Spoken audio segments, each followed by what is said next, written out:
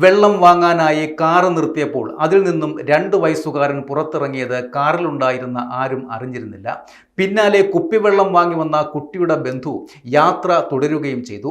എന്നാൽ കുട്ടി കൂടെയില്ലാത്ത കാര്യം ഇവർ അറിഞ്ഞതേയില്ല.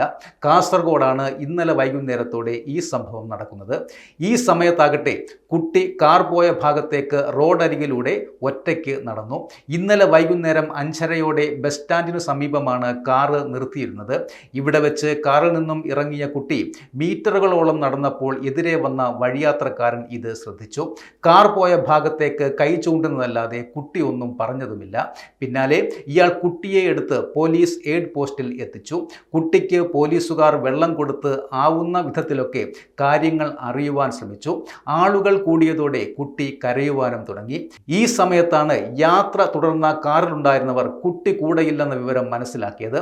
യാത്ര തുടർന്ന് 10 മിനിറ്റിലധികം കഴിഞ്ഞപ്പോഴാണ് കാസർഗോഡ് കുനിയ സ്വദേശികളായ കുടുംബം കുട്ടി ഒപ്പമില്ല എന്ന വിവരമറിഞ്ഞ് തിരിച്ച് സംഭവസ്ഥലത്തേക്ക് പുറപ്പെട്ടതും.